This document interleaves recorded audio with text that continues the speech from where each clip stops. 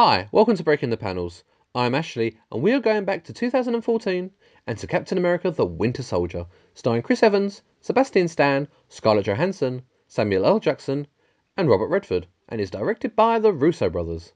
Captain America battles against all the odds to uncover and disrupt a conspiracy that threatens to tear down civilized society as we know it. But how high does the conspiracy really reach?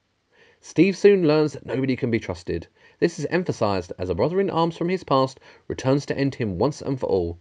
But are his actions truly his own? Captain America will stop at nothing to get to the bottom of this mystery, and to do so, Steve goes deep off the grid and enlists the help of new and familiar allies in the shape of Black Widow and Sam Wilson, aka the Falcon. This movie is phenomenal and is more political thriller than typical superhero fare. The combat in this movie is hard-hitting and reminiscent of fighting styles featured in movies like Taken and The Raid. Never have I seen fighting styles like this in any MCU movie before it. Sebastian Stan does a wonderful job as the Winter Soldier. His story arc is compelling, and the conflict between himself and Steve Rogers is palpable. Both characters, in my opinion, are ripped straight from the pages of the source material, and are perfect examples of how you transfer a character from page to screen, compromising nothing. Captain America the Winter Soldier to this very day is still one of my favourite MCU movies.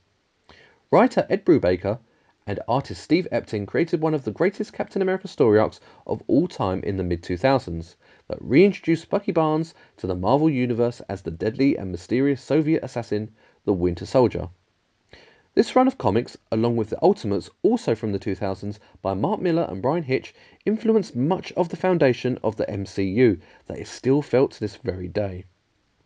Watching this movie is like watching an Ed Brubaker and Steve Epting comic come to life.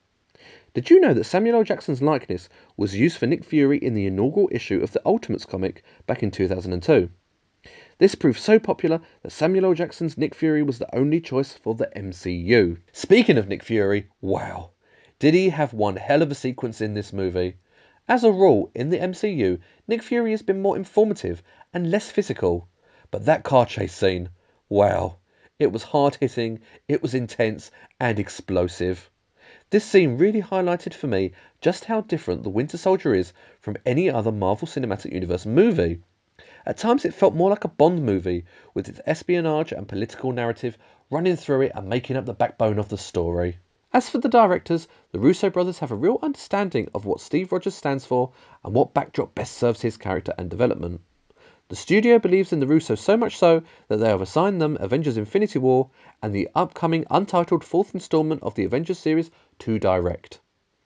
I for one cannot wait to see the further exploits of Captain America in the MCU. What direction would you like to see Captain America go in next? Please comment below. Also remember to like and subscribe. You can find us all over social media at Breaking the Panels.